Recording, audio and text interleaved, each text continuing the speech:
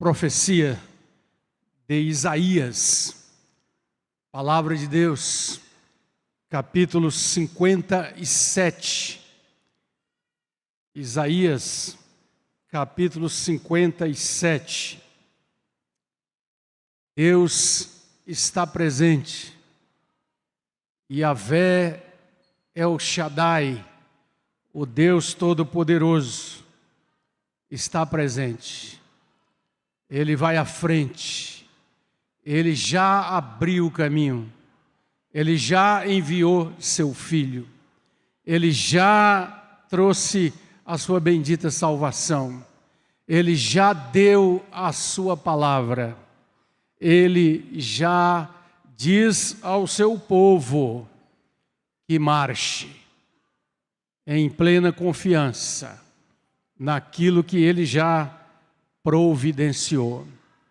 E é assim que o povo de Deus caminha, com muito louvor, com muito louvor. Há muitas expressões na Bíblia sobre esse muito, e uma delas que eu aprecio muito, aprendi do pastor Elben César, que já está com o Senhor, é quando ele fala do texto em que o Filho do Homem virá dos céus com muita glória. Com muita glória. E é por isso que o povo de Deus vai sempre e deve ir sempre com muito louvor. Isaías, capítulo 57, versos 14 em diante. Dir-se-á: aterrai, aterrai, preparai o caminho, tirai os tropeços do caminho do meu povo.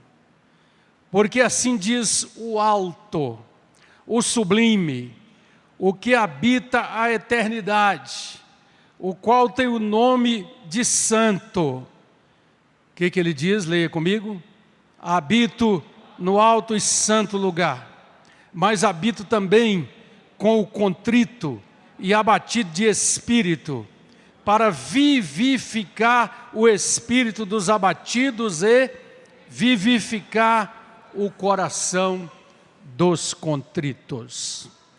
Pois não contenderei para sempre, nem me indignarei continuamente, porque do contrário o espírito definharia diante de mim e o fôlego da vida que eu criei.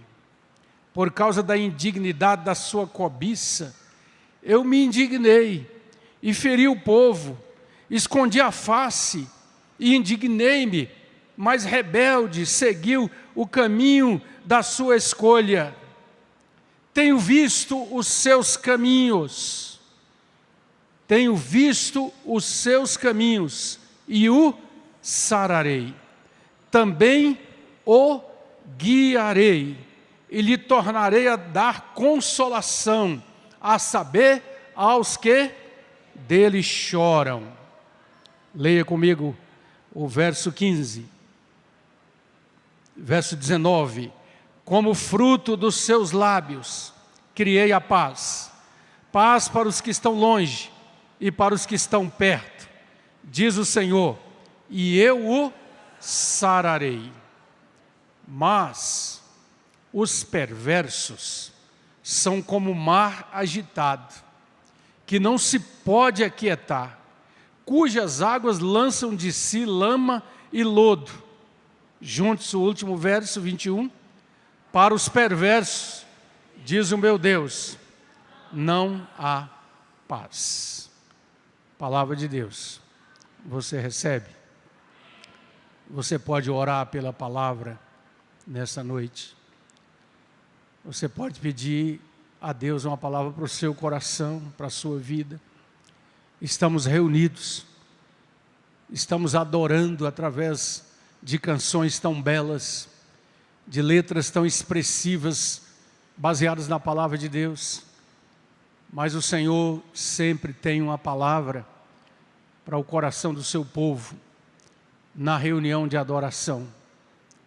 E nós precisamos, eu não sei quanto a você, mas eu sei que eu preciso dessa palavra. Eu não posso viver sem ela. A palavra de Deus é vida. A palavra de Deus é substância espiritual significativa para a nossa alma. Então eu gostaria que você pudesse orar e pedir a Deus por você mesmo, pelo irmão, a irmã que está do seu lado, por aquele e aquela que nos ouvem também através dessa transmissão.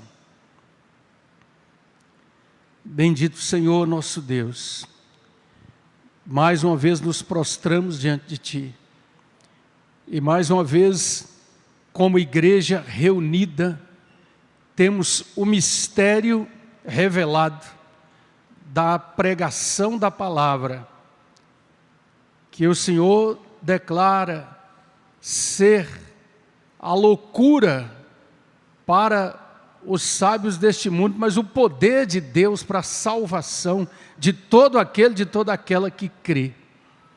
Bendito Pai, nós rogamos que o Teu Santo Espírito, o autor da palavra, a ilumine em nossa mente e em nossos corações, e ela venha como espada, espelho, martelo, declarações que falam do poder da Tua palavra de penetrar, de confrontar, de ensinar, de sustentar, de edificar.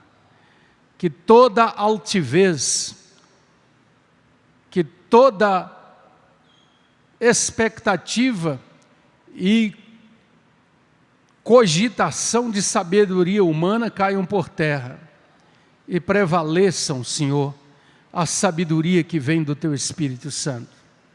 Bendito Pai, nós oramos por aqueles que recebem a palavra também à distância, que vão ouvi-la depois, porque o mesmo Espírito atua sempre quando a Tua palavra chega ao coração e encontra um terreno adequado para que possa nascer, crescer e produzir fruto. Bendito Senhor, repreende o inimigo da palavra. Caiam por terra, ó Deus, todas as maquinações diabólicas da mente, do raciocínio humano, da filosofia humana, porque a Tua palavra é poderosa para anular os sofismas e destruir os castelos elaborados da ciência dos homens. Bendito Senhor, assim oramos como igreja e pedimos que o Senhor nos ajude a sermos receptores fiéis da palavra do Senhor. Em nome do Senhor Jesus. Em nome do Senhor Jesus. Amém. Glória a Deus. Bendito seja o Senhor que dia a dia leva o nosso fardo, como diz a sua bendita palavra. Leslie Nigbin é um teólogo muito consagrado na Europa, conhecido por muitos dos seus livros. E um dos seus livros que estivemos relendo esta semana tem como título O Evangelho em uma Sociedade Pluralista. O Evangelho em uma sociedade pluralista. Eu creio que muitos dos irmãos e irmãs que me ouvem entendem e discernem o que significa e tem sido colocado por filósofos, estudiosos desse tempo, que a sociedade pluralista é essa que está aí à nossa volta, que tem como marcas principais o relativismo. E o relativismo diz: ninguém pode dizer que essa verdade é absoluta, tudo é relativo. E até quando você fala do Evangelho a pessoas mergulhadas principalmente na academia desse tempo, eles dizem: essa é a sua verdade, eu tenho a minha. A sociedade pluralista também é marcada pelo humanismo, onde a perspectiva sempre é que o homem é o centro e a razão de todas as coisas. E, portanto, qualquer coisa que não traga a felicidade, para o ser humano, seja de que origem for, deve ser desprezada e colocada de lado.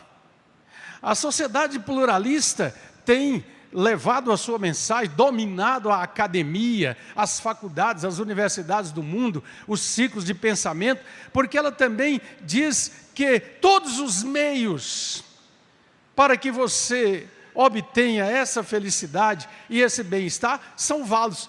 Todas as religiões podem ser significativas, todos os deuses que você escolher e adorar, podem, de alguma maneira, trazer para você, quem sabe, uma áurea de bem, um toque de felicidade momentânea, não importa, porque os deuses estão a serviço do ser humano e do que ele deseja. É uma sociedade que me faz pensar, e alguns estudiosos cristãos têm falado, nessa perda de raízes. Você com certeza já observou uma árvore grande, mais antiga, que foi arrancada do solo, muitas vezes por uma tempestade forte, um vento incontrolável, e de repente você passa e vê aquela árvore com as raízes todas expostas, ela foi virada, está para cima ali. Ou seja, as raízes perderam o contato com a terra, com o lugar de vida, de alimentação. Então, nós vemos muitas vezes as pessoas assim, as raízes de tudo aquilo que era considerado verdade e bem no passado, foi jogado de lado, e agora cada um procura de alguma maneira, desesperadamente, encontrar autenticação para viver.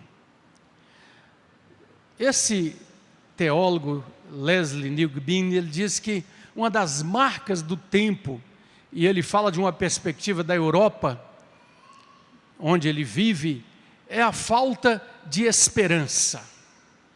Há uma falta de esperança, há um desespero no ar. E isso num tempo em que a tecnologia tem alcançado cada vez mais realizações incríveis, que parecem até entrar no campo do sobrenatural. Tudo aquilo que tem acontecido na tecnologia da computação, de toda essa manipulação e de toda essa produção cada vez maior de máquinas, robôs e aparelhos sofisticadíssimos, parecem ter colocado a sociedade do nosso tempo em contato com uma grandeza sem limites. Mas, no entanto, ele diz, eu tenho observado aqui na Europa que, embora esta tecnologia tão celebrada, as produções literárias, os livros, os filmes, as artes, todas são marcadas por desespero, violência e destruição. E de fato, se você for um observador, uma observadora cuidadosa, você vai ver que isso está muito arraigado. Até mesmo o humor do nosso tempo.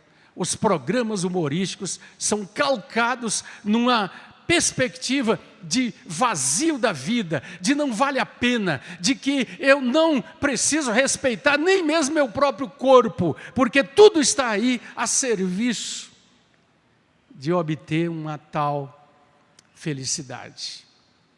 Desespero e angústia.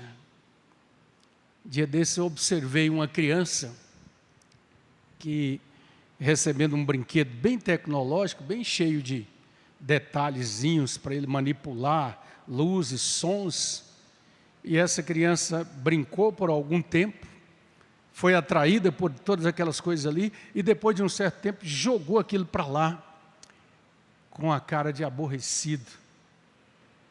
Pais e mães aqui e avós já devem ter observado isso. É a imagem que mostra para nós que o ser humano, descrito na Bíblia como a imagem e semelhança de Deus, extrapolando isso para os brinquedos que os adultos têm dado a si mesmo, para com eles manipularem na busca de sentido e de esperança, tem trazido maior desespero. E as multidões e multidões a cada dia, a cada semana, a cada final de semana, lotam os lugares chamados de diversão, onde bebida e comida é a busca incessante para tentar dar algum sentido, para no outro dia, na outra semana, tentar recomeçar de novo a caminhada. Chamou a minha atenção, passando na entrada de Janaúba, o tamanho do depósito, que eu não tinha visto pouco tempo atrás e já está lá erguido. E aí comentávamos com os companheiros de viagem para distribuir bebida por todo o norte de Minas, porque o abastecimento não está dando conta. E essa é uma realidade cada vez mais ampla na nossa sociedade e no tempo em que nós estamos vivendo. A imagem do profeta Isaías nesse capítulo 57, essa imagem do versículo 20 e 21 que nós lemos, quando Deus está tratando para o seu povo aqui num contexto de idolatria e num contexto da necessidade de arrependimento, é uma imagem muito forte. Ele diz que os perversos são como o mar agitado, que não se pode aquietar, cujas águas lançam lama e lodo. E talvez você já teve a oportunidade de estar na praia num dia chuvoso e ver aquele mar borrascoso, agitado, jogando para lá e para cá. E principalmente os mares lá da Palestina, desse contexto aqui, que eram menores e tinham toda aquela agitação específica. O texto está dizendo que a perversidade que está ligada a fazer passar moralmente do bem, o que é bem, para o mal, é perverter, é mudar a coisa completamente. Ela traz aos corações uma agitação sem fim, uma inquietação, uma busca sem limites, sem paz. Para os perversos, diz o meu Deus, não há paz.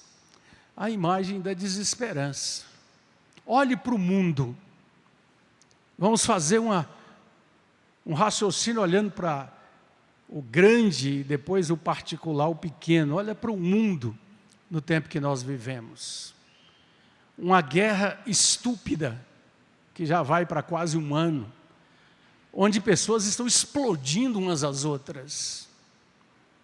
Dia desses, Biden, presidente dos Estados Unidos, declarou, e achei muito forte aquela palavra dele: se a Rússia usar arma nuclear tática contra a Ucrânia, o Armagedon vai chegar.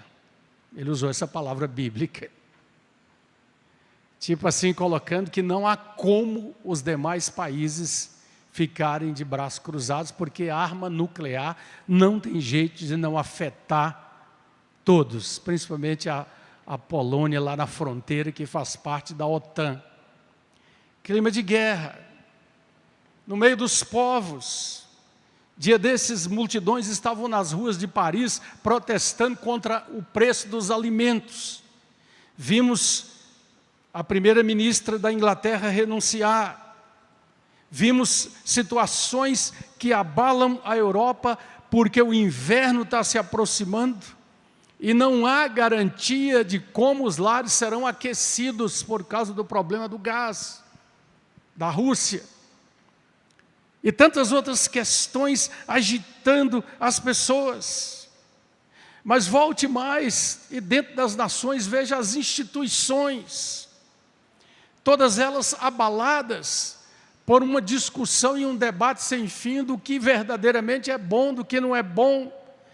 A crise da educação, a crise do trabalho, a crise da economia, a crise da falta de suprimento para as necessidades básicas, a preocupação sobre o que virá no contexto de multidões e multidões, populações cada vez maiores para serem alimentadas.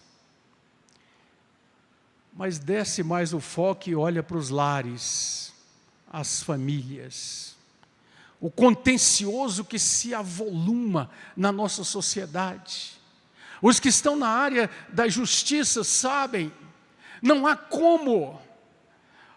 Os tribunais estão abarrotados. Há uma sede ardente por justiça, mas os conflitos não conseguem ser discernidos. É briga com a Companhia de Água, com a Copasa, é briga com a CEMIG, é invasão do direito de um, é superfaturamento da conta do outro, é contenda entre os vizinhos, no ambiente de trabalho, clima de inveja, de perseguição. As coisas são tão agitadas e a palavra aqui nos chama a atenção quando Isaías está falando que realmente se o Senhor Deus não preparasse o caminho e não tomasse no seu amor e misericórdia a graça de criar a paz, a vida seria insustentável. Mas Isaías é um profeta messiânico. Ele pré-anuncia nesse texto aqui e em muitos outros o evangelho da paz. Então eu gostaria de ressaltar pelo menos 3 coisas aqui. A primeira delas é que o caminho foi preparado. Olha para a palavra aí, diz o texto no versículo 14, disse: aterrai e preparai o caminho, tirai os tropeços do caminho do meu povo. O caminho é porque a palavra de Deus diz que Jesus Cristo é a nossa paz. É por isso que Deus envia João Batista como precursor de Cristo, dizendo: eu estou abrindo o caminho, nivelando o caminho, para que possa o povo compreender que Deus está agindo e intervindo na história humana por causa da sua misericórdia. Meus irmãos, é maravilhoso quando nós entendemos que Deus chama o seu povo. Ele é, conforme 1 Tessalonicenses 5:23, o Deus da paz. E por isso Ele envia o seu Filho, Ele prepara o caminho. Hebreus 13, verso 20 e 21, o Deus da paz, que tornou a trazer dentre os mortos a Jesus Cristo nosso Senhor, o grande pastor das ovelhas, pelo sangue da eterna aliança, vos aperfeiçoe em todo o bem, para cumprir de sua vontade, operando em vós o que é agradável diante dele, em Cristo Jesus, a quem seja glória para todos sempre. Deus preparou o caminho, Deus colocou diante de nós o caminho, e o caminho é mais do que um conceito, é mais do que a propositura de um tema acadêmico. O caminho é uma pessoa, e essa pessoa se levanta no meio do contexto da vida humana e diz: eu sou o caminho, a verdade e a vida, e nos convida a andar por ele. Mas a segunda coisa que esse texto nos fala é que a misericórdia de Deus foi derramada. Repita, por favor: a misericórdia de Deus foi derramada. Olha o versículo 15. Porque assim diz o Senhor, aquele que habita a eternidade, Ele tem o nome de santo, Ele habita num santo lugar, Ele é muito, muito, muito, muito superior a todo conceito, a toda teologia humana. Ele é o Deus eterno, Ele é o incriado, Ele é o que sempre foi, Ele é o eterno, Ele não precisa de nada, mas Ele diz: eu também venho e habito no coração daquele contrito, abatido de espírito, ou seja, aquele que vem e diz: eu nada posso sem o Senhor, eu nada sou longe do Senhor. E Ele vem e traz a esperança. Viktor Frankl foi um psicólogo, terapeuta lá na Europa, que foi levado para o campo de concentração de Auschwitz. Ele foi prisioneiro ali naquele lugar de miséria, de morte. Esse homem simplesmente autor de 32 livros, considerado o pai de uma das escolas de terapia, de psicologia de Viena, criador da chamada logoterapia, um homem de uma cultura tremenda. E é muito interessante esse livro chamado Em Busca de Sentido, que ele escreve depois que é libertado de Auschwitz, aquele terrível campo de concentração.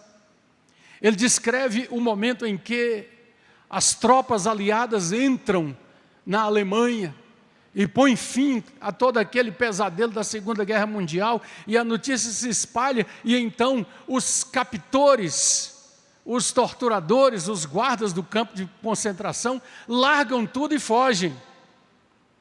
E eles estão ali presos, eles estão ali passando por aquela humilhação, aquele negócio terrível, mas estão vivos. Milhares que ali estiveram com eles morreram, mas eles estão vivos. Ele diz que eles saem, os portões estão abertos, mas ninguém toma a iniciativa de sair. Um olha para o outro. Você já deve ter visto isso em filmes. A imagem é de uma magreza espantosa, parecem muito mais zumbis humanos. E então ele conta que eles vão tentando sair e até uma estrada próxima, olham para um galo com a penugem colorida, ficam admirados, olham para uma árvore e depois retornam para o barracão do campo de concentração. Ainda estão trabalhando no seu coração essa ideia, já não conseguem compreender direito o alcance, a extensão da liberdade. Enquanto isso, as tropas aliadas ainda não chegaram até ali. Mas eu queria ler para você um pedacinho aqui. Passam-se dias, muitos dias, até que se solte não somente a língua, mas também algo dentro da gente. De repente, o sentimento abre uma brecha naquela estranha barreira repressiva que recalca você. O que te cerca é campo aberto, a terra, o céu, o regozijo das cotovias e o espaço livre, nada mais.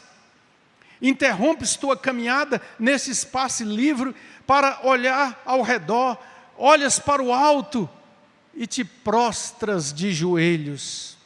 Nesse momento, não sabes muito de ti mesmo, nem muito sobre o mundo. Dentro de ti apenas ouve as palavras, e sempre as mesmas palavras. Na angústia, gritei para o Senhor, e Ele me respondeu no espaço livre. Quanto tempo ficaste ajoelhado? Quantas vezes repetiste aquelas palavras? A lembrança já não sabe dizer, mas naquele dia, naquela hora, começou tua nova vida, e isso sabes, e é passo a passo, não de outro modo, que entras nesta vida e tornas a ser pessoa. Ele está relatando a experiência que ele próprio viveu, quando aqueles prisioneiros, na maioria judeus, europeus, saem para essa perspectiva de liberdade e precisam encontrar um encorajamento para poder tocar a vida daí para frente. Mas por mais que eles não entendam tudo que aconteceu, o absurdo da maldade humana naquele lugar, mas agora eles sabem que há uma misericórdia de Deus para ajudá-los a continuar. O texto aqui diz que Deus vem para vivificar o espírito abatido e vivificar o coração dos contritos. O Dr. Eugene Peterson traduz assim: e o que faço é pôr um novo espírito neles. Eu os levanto e os ponho de pé sobre os seus próprios pés para poder continuar. Isaías está dizendo que nesse contexto todo que nós descrevemos aqui, o que nós precisamos como cristãos é entender que o Senhor Deus nos encoraja o tempo todo a continuar avançando. e crendo nas suas promessas, na obra que Ele está fazendo, por causa da sua misericórdia. Ronaldo Lidório nos fala sobre um cântico, um hino, que ele gostava muito de cantar em Gana, com aqueles africanos ali que foram alcançados pelo Evangelho. E esse hino diz assim na sua letra: não vivemos para celebrar o sofrimento, nem também para chorar, mas quando ele vier, choraremos. No sofrimento há Deus. Não cremos na dor sem Deus, não cremos na dor sem Deus. E eles então vão em frente e encontram a graça de Deus para viver. Meus irmãos e irmãs, nós precisamos, antes de tudo, de encorajamento. Nós precisamos, antes de tudo, de compreender a grandeza e a bondade desse Deus que faz essa promessa ao seu profeta e que a cumpre na nova aliança, nos dando a comunidade terapêutica da adoração. Isso que está acontecendo aqui nessa noite é a reunião da comunidade terapêutica da adoração, é a terapia do Espírito Santo, é a presença de Deus no nosso meio, nos encorajando a dizer: então louve, louve, está sofrendo, louve, louve, adore e entenda, Deus é o dono da vida.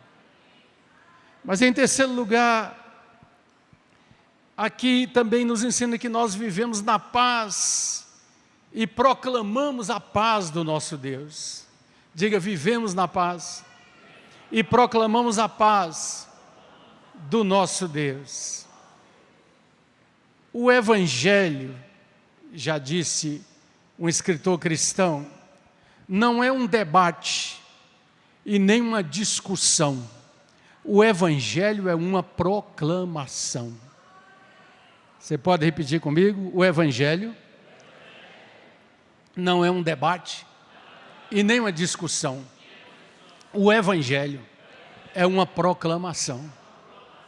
E a proclamação é cheia de esperança, é cheia de alegria. Nós precisamos ir lá no mercado, lá na praça, lá na rua, lá no trabalho, lá na repartição pública, lá na loja, lá no consultório, e declarar. É uma proclamação.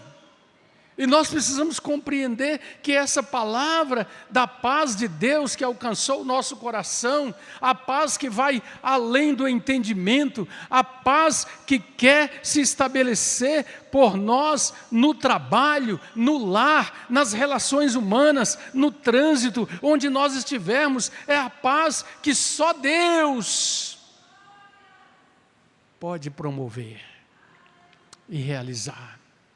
Todas as vezes que o nosso coração humano, pecador, estiver nos incitando, sabe, a debater, a brigar, a entrar em litígio por causa das coisas, todas as vezes que nos espinhamos com as coisas, marido e mulher, pais e filhos, irmãos e irmãs, nós precisamos começar a pensar na palavra de Jesus, na constituição do reino, as bem-aventuranças de Mateus capítulo 5 e 6. Felizes são os pacificadores. O cristão precisa aprender a abrir mão. Nós vivemos num mundo onde cada um só fala do meu direito. Nós não podemos ter um lar abençoado e feliz, onde cada um só preocupa com o meu, a minha parte, até o extremo de alguém chegar perto da pia e falar: eu vou lavar só o copo e o prato que eu usei. Não acontece isso na casa de vocês não, né? Não acontece entre os meninos e meninas não, né? Vivemos uma dimensão de um egoísmo absoluto. Este humanismo marca as pessoas com essa ideia, e é por isso que nós estamos vendo os movimentos aqui, dali, meu direito, cada parcela da sociedade querendo algo para si, para o seu grupo. O egoísmo absurdo que tem tomado conta do coração de tantos. Meus irmãos, Jesus é simples e claro e direto.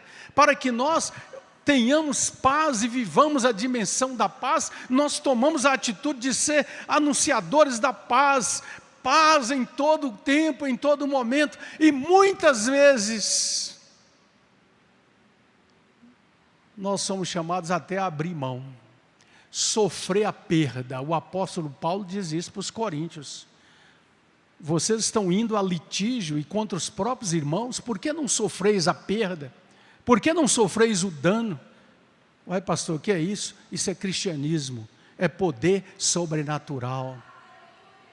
Para saber que nós imitamos o servo sofredor, que sendo insultado, cuspido no rosto, esbofeteado, não agiu da mesma maneira, não pediu às legiões do céu para destruir aqueles que vinham contra ele, porque ele foi obediente até a morte, e morte de cruz.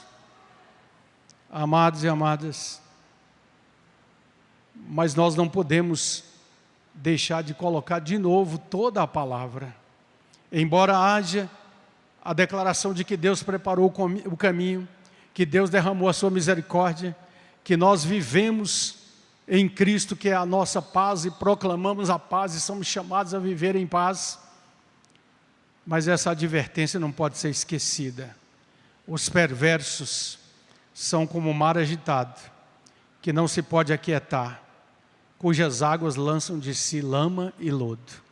Consciências pesadas, a perversidade, a prática do mal, a imersão na imoralidade, a vida contrária ao que é o padrão de Deus para a bênção da vida humana, leva a essa agitação de alma, essa inquietação do coração.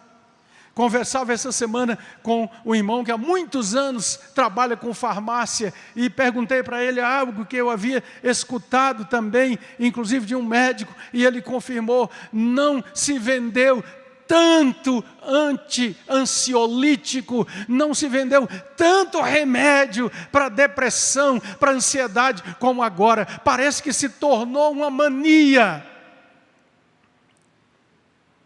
Mas a palavra de Deus diz que a paz de Deus, que excede todo entendimento, ela guarda o nosso coração.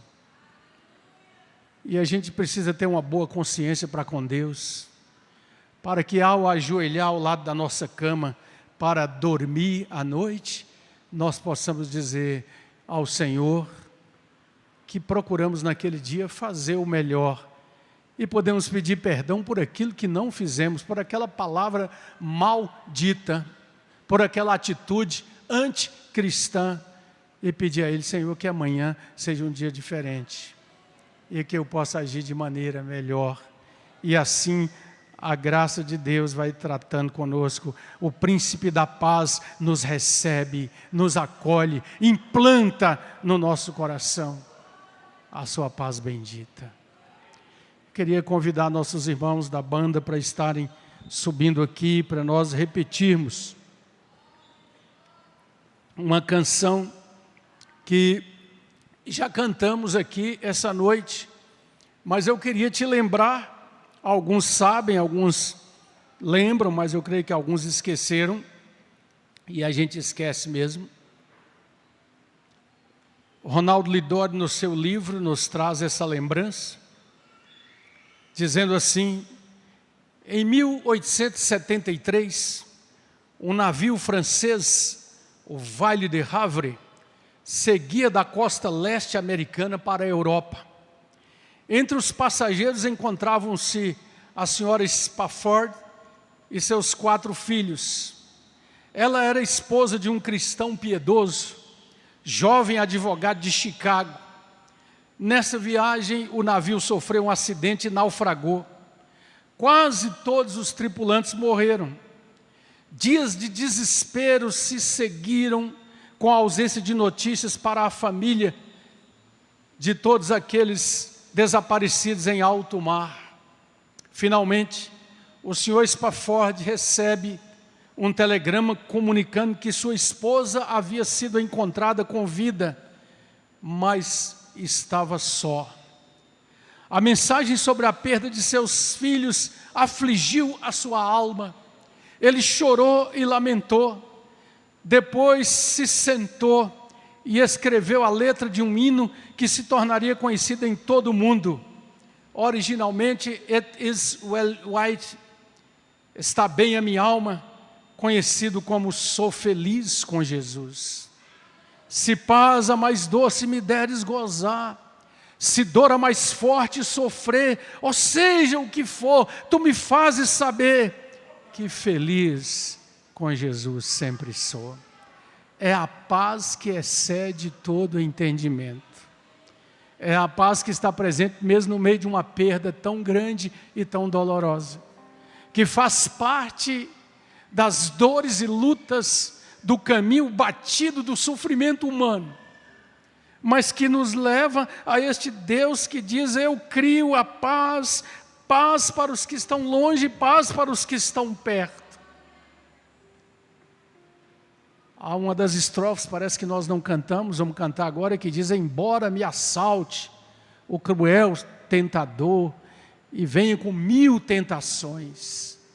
Porque muitas vezes o inimigo usa isso, acusações, dúvidas na nossa mente. Se Deus é tão bom, por que você perdeu? Se Deus é tão bom, por que essa dor, por que essa batalha? Mas a palavra de Deus não nos garante em momento nenhum que seremos isentos, que estaremos dentro de uma redoma protetora contra as tribulações do mundo. A palavra de Deus não nos garante que nós não teremos um filho especial para cuidar. A palavra de Deus não nos garante que nós não enfrentaremos situações que poderão ser dolorosas durante muito tempo da nossa vida, mas ela garante uma coisa: o Senhor, o príncipe da paz, disse: eu estou com vocês todos os dias, até a consumação dos séculos. Vamos ficar de pé, vamos cantar esse hino. Cante esse hino pensando nessa verdade, na entrega da vida ao que é o príncipe da paz.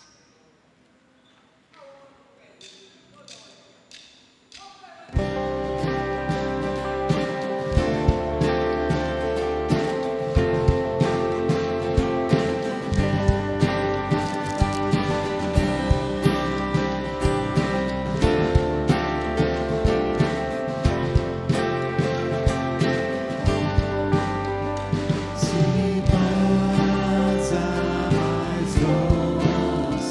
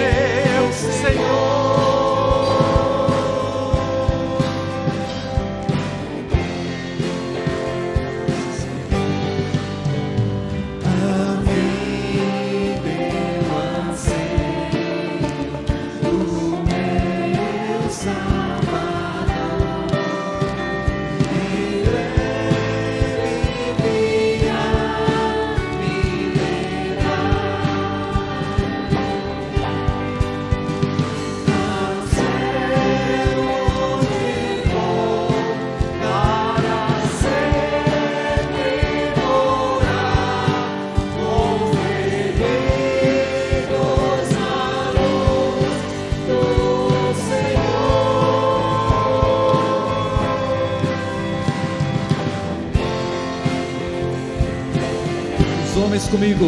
Sou feliz com Jesus.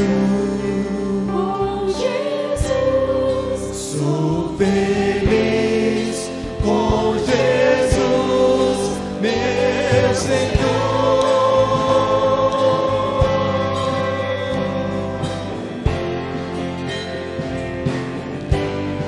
Sou feliz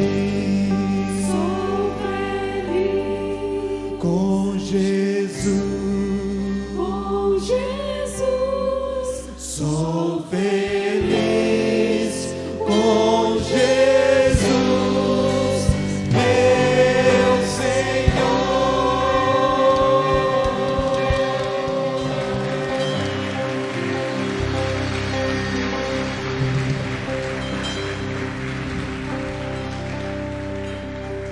Aleluia. Fica de pé só mais um pouquinho. Nós já estamos terminando essa reunião. O Senhor, Príncipe da Paz, está no nosso meio. Ele generosamente, maravilhosamente, docemente e cheio de ternura, chama todos aqueles que perderam a paz,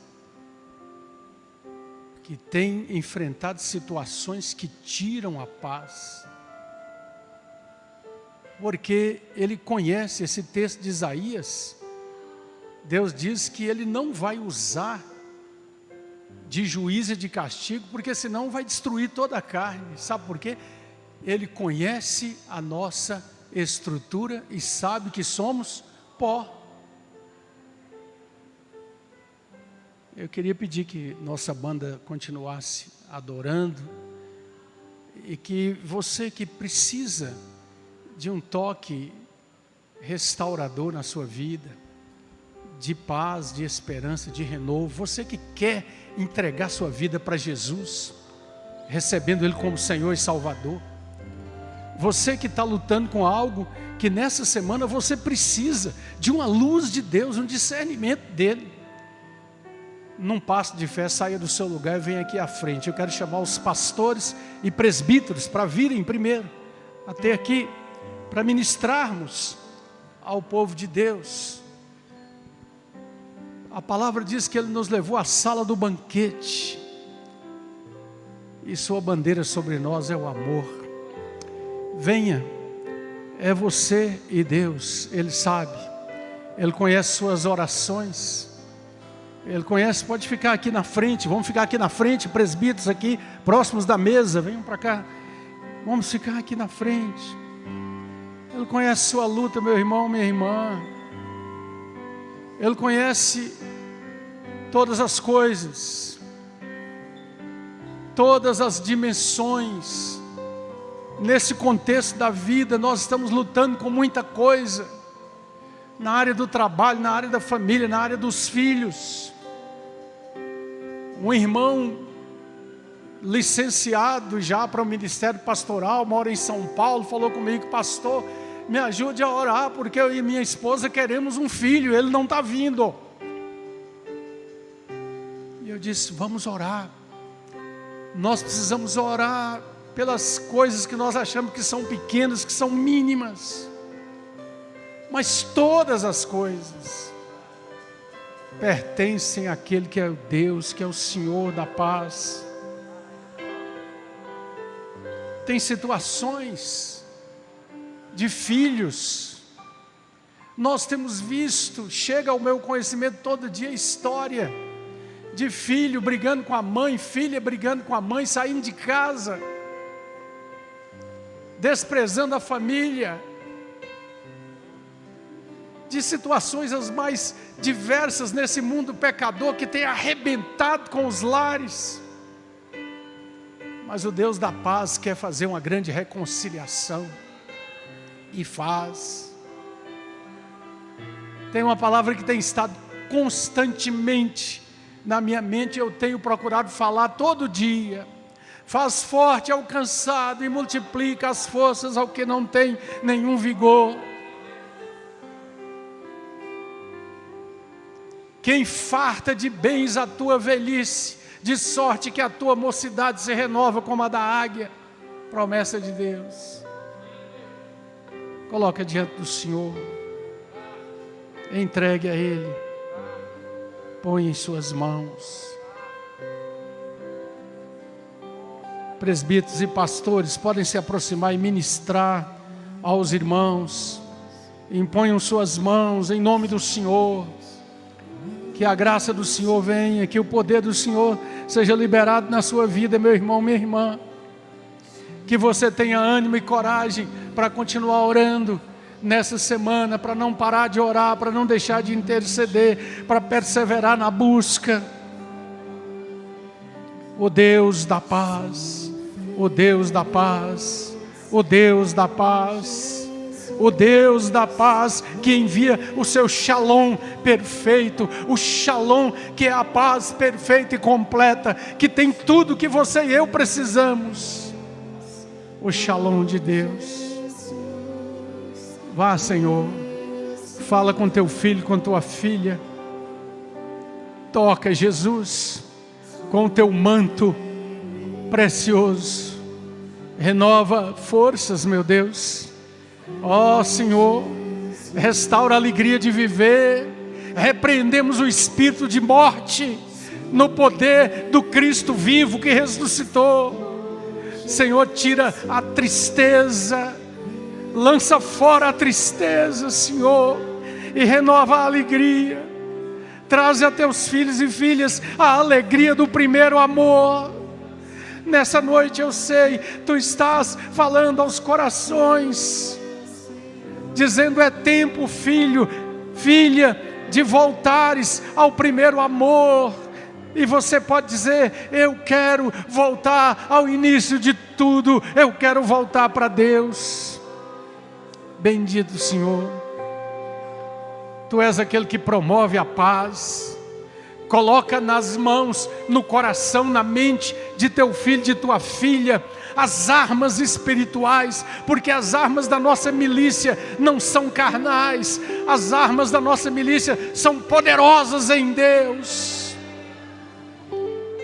E que cada mãe, cada pai, cada esposa aqui tenha autoridade do Senhor dentro da sua casa para declarar uma palavra de paz, de restauração, de reunião, de refazimento, de aquilo que está caído seja levantado para a glória de Cristo Jesus. Abre as portas, Senhor. Nós cantamos nessa noite: o Senhor vai na frente, alargando o caminho, abrindo as portas, e porta que o Senhor abre ninguém fecha, porque o Senhor é o Deus Todo-Poderoso para fazer mais, infinitamente mais do que nós pedimos ou pensamos. Oramos assim, ministrando sobre o teu povo, na autoridade de Cristo Jesus. Oramos pela viagem do pastor Roberto, Silvana, que o Senhor dê dias preciosos de descanso a teus filhos. Oramos por todos aqueles que trabalham ganhando a vida e que têm que estar na estrada. Oramos por todos aqueles que nessa semana terão difíceis desafios. Oramos pelos que estão em tratamento médico.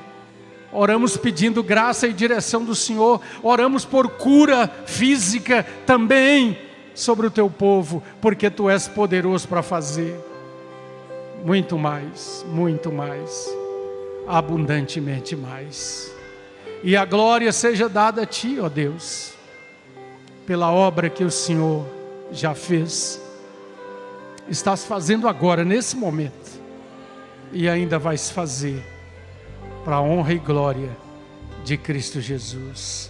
Amém. Aplauda o Senhor, ao Rei soberano, poderoso e santo, santo, santo, Senhor dos exércitos, é o seu nome. Aleluia, aleluia. Levanta a sua mão direita, diz assim: eu tenho a paz que excede todo entendimento. Jesus Cristo, o Senhor dos senhores, o meu Salvador, Jesus Cristo é a minha paz. E eu posso todas as coisas em Cristo que me fortalece. A graça de Jesus o Salvador, o amor maravilhoso, o resede precioso de Deus nosso Pai, a consolação, a comunhão, o bálsamo, o óleo fresco do Espírito Santo de Deus seja aspergido, derramado sobre vós, povo do Senhor, e sobre todos os que são de Cristo, na face da terra, hoje e para sempre. Amém. Amém. Vamos em paz. Deus nos abençoe.